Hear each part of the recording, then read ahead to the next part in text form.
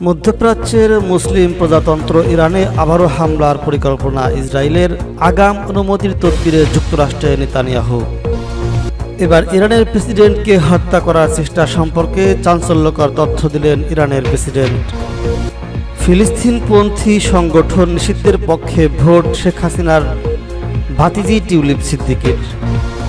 মধ্যপ্রাচ্যের মুসলিম রাষ্ট্র ইরান ও ফিলিস্তিনিদের পক্ষ নিলেন ব্রিক জোটের নেতারা।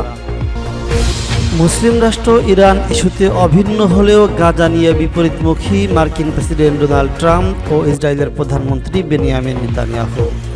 শুনছিলেন সংবাদ শিরোনাম, এখন বিস্তারিত। ইরানে আবারও হামলার পরিকল্পনা দখলদার ইসরায়েলের আগাম অনুমতির তদবিরে যুক্তরাষ্ট্রের নেতানিয়াহু। ইরান আবারও পারমাণবিক কর্মসূচি শুরুর চেষ্টা করছে এমন আশঙ্কা থেকেই নতুন কূটনীতিক তৎপরতায় নেমেছে ইসরায়েলের প্রধানমন্ত্রী বেনিয়ামিন নেতানিয়াহু।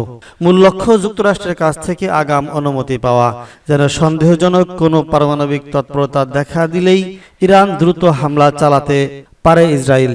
এই উদ্দেশ্যেই রবিবার ওয়াশিংটনে পৌঁছেছেন ইসরায়েলের প্রধানমন্ত্রী বেনিয়ামিন নেতানিয়াহু।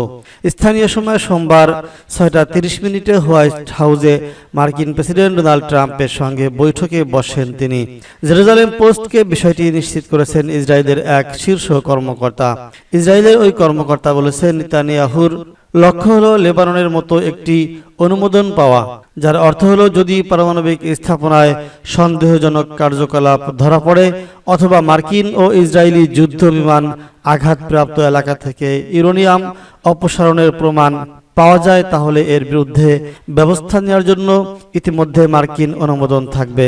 তিনি আরো বলেছেন, ইরান যেন কোনোভাবেই আবার পারমাণবিক অস্ত্র তৈরির চেষ্টা না করতে পারে, সেজন্য এই ব্যবস্থা নেওয়া হচ্ছে। আন্তর্জাতিক আণবিক শক্তি সংস্থা IAEAর সঙ্গে সহযোগিতা না করায় ইরানের উপর আগের মতোই কড়া নিষেধাজ্ঞা আরোপ করার বিষয়টিতেও জোর দেবেন নেতানিয়াহু। সম্প্রতি নিরাপত্তাজনিত কারণে IAEAর পরিদর্শকরা ইরান ছেড়ে চলে গেছেন। এরই মধ্যে ইরানের প্রেসিডেন্ট মাসুদ পেজেশকিয়ান IAEAর সঙ্গে সব ধরনের সহযোগিতা স্থগিত করেছেন। এদিকে ইসরায়েল ও যুক্তরাষ্ট্রের বিমান হামলায় ইরানের ফোর্দো পারমাণবিক কেন্দ্রে মারাত্মকভাবে ক্ষতিগ্রস্ত হয়েছে বলে দাবি করেছেন ইরানের পররাষ্ট্রমন্ত্রী আব্বাস আরাঘাচি। তিনি এক সাক্ষাৎকারে বলেছেন, ফোর্দোতে কি ঘটেছে তা পুরোপুরি জানা না গেলেও এটুকু নিশ্চিত সেখানে বড় ধরনের ক্ষতি হয়েছে। এদিকে ট্রাম্পের সঙ্গে এই সাক্ষাৎ শীঘ্রই গাজায় যুদ্ধবিরতিতে পৌঁছাতে সহায়তা করবে বলে মনে করেন নেতানিয়াহু। যে সব শর্তে ইসরায়েল রাজি হয়েছে সেগুলো ঠিক থাকলে তাৎক্ষণিকভাবে যুদ্ধবিরতি চুক্তিতে পৌঁছাতে আলোচকদের সব ধরনের নির্দেশনা দেওয়া হয়েছে বলেও গণমাধ্যমে জানিয়েছেন তিনি। ইরানের প্রেসিডেন্টকে হত্যার চেষ্টা সম্পর্কে চাঞ্চল্যকর তথ্য দিলেন নিজেই। ইরান ইসরায়েলের মধ্যে 12 দিনের যুদ্ধ চলাকালে ইরানের প্রেসিডেন্ট মাসুদ পেজেশকিয়ানকে হত্যার চেষ্টা করেছিল ইসরায়েল, এমন চাঞ্চল্যকর তথ্য দাবি করেছেন ইরানের প্রেসিডেন্ট।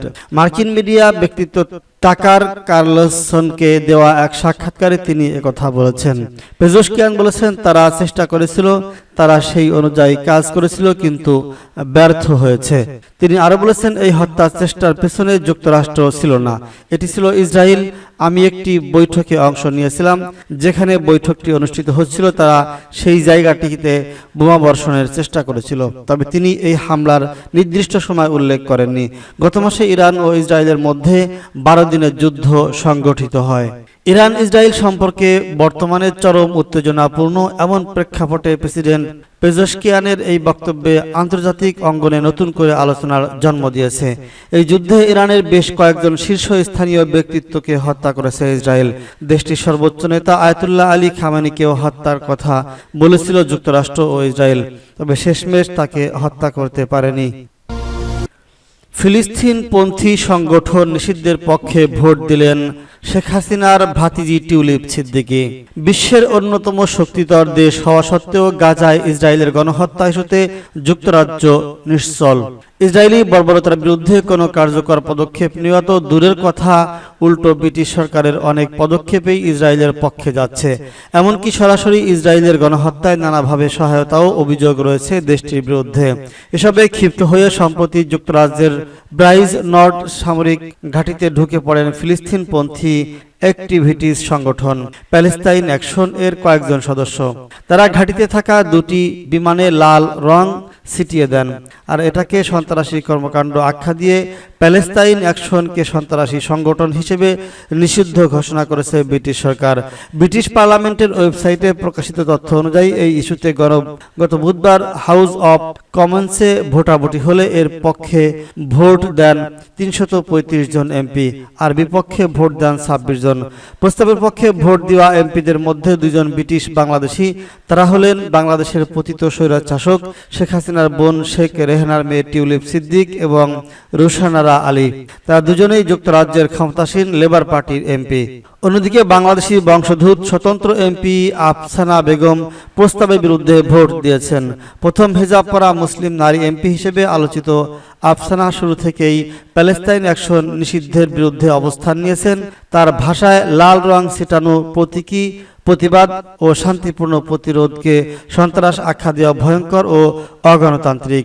ভোটে অংশ নেননি বা ভোট রেকর্ড হয়নি আরেক লেবার এমপি রূপা হকের। ব্রিটিশ সরকার দাবি করেছে আইনি প্রতিবাদের ছদ্মবেশে প্যালেস্তাইন অ্যাকশন সহিংসতা ও রাষ্ট্রীয় অবকাঠামো ধ্বংসে লিপ্ত হয়েছিল। ইরান ও ফিলিস্তিনের পক্ষ নিলেন ব্রিক্স জোটের নেতারা। ব্রিক্স জোটের নেতারা গত মাসে ইরানের উপর যুক্তরাষ্ট্র ও ইসরায়েলের চালানো হামলাকে আন্তর্জাতিক আইনের সুস্পষ্ট লঙ্ঘন বলে উল্লেখ করেছেন এবং এর তীব্র নিন্দা জানিয়েছে। একই সঙ্গে তারা স্বাধীন ফিলিস্তিন রাষ্ট্র গঠনের প্রতি জোরালো সমর্থন পূর্ণ ব্যক্ত করেছেন। রবিবার ব্রাজিলের রিও ডি জেনেরিতে অনুষ্ঠিত ব্রিক্স শীর্ষ সম্মেলনে এই যৌথ ঘোষণা দেওয়া হয়। তবে ঘোষণাপত্রে ইউক্রেনে চলমান যুদ্ধ নিয়ে কোনো সরাসরি মন্তব্য ছিল না। যেখানে ব্রিক্সের প্রতিষ্ঠাতা সদস্য রাশিয়া প্রধান আগ্রাসী শক্তি হিসেবে অভিযুক্ত, উল্টো তারা ইউক্রেনের রাশিয়ার অভ্যন্তরে হামলার সমালোচনা করেছে। ঘোষণাপত্রে বিশ্ব বাণিজ্য একতরফা শুল্ক ও অশুল্ক প্রতিবন্ধকতা আরোপের সমালোচনা করা হয়, যা বিশ্ব বাণিজ্য সংস্থার নীতিমালার পরিপন্থী। যদিও মার্কিন প্রেসিডেন্ট ডোনাল্ড ট্রাম্পের নাম উল্লেখ করা হয়নি, তথাপি বিশ্লেষকরা এটিকে তার রক্ষণশীল বাণিজ্য নীতির প্রতি পরোক্ষ ইঙ্গিত বলে মনে করছেন। প্রতিবাদে ট্রাম্প সামাজিক যোগাযোগ মাধ্যম ট্রুথ সোশ্যালে এই হুঁশিয়ারি দিয়ে বলেছেন যে কোনো দেশ যারা ব্রিক্সের আমেরিকা বিরোধী নীতিতে যুক্ত হবে তাদের উপর অতিরিক্ত 10% শুল্ক আরোপ করা হবে। ব্রিক্সের প্রথম সম্মেলন হয় 2009 সালে। সদস্য ছিল ব্রাজিল, রাশিয়া, ভারত ও চীন। 2010 সালে দক্ষিণ আফ্রিকা যুক্ত হয়। 2024 সালে সংযুক্ত আরব আমিরাত, ইরান, ইথিওপিয়া, মিশর ও ইন্দোনেশিয়া নতুন সদস্য হিসেবে যোগ দেয়।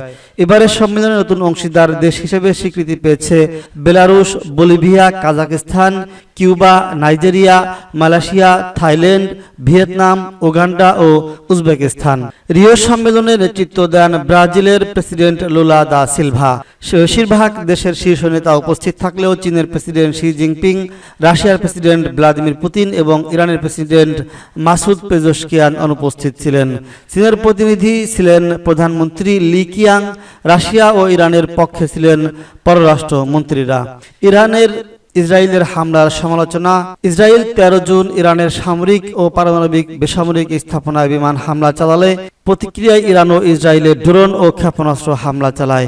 21 জুন যুক্তরাষ্ট্র ইরানের পারমাণবিক স্থাপনার বাংকার বাস্টার বোমা ফেলে হামলার অংশ নেয়। 24 জুন যুক্তরাষ্ট্রের মধ্যস্থতায় যুদ্ধবিরতি কার্যকর হয়। ব্রিক্স এই ঘটনার নিন্দা জানিয়ে পারমাণবিক নিরাপত্তা ও আন্তর্জাতিক মানবিক আইন রক্ষার উপর গুরুত্ব আরোপ করেছে।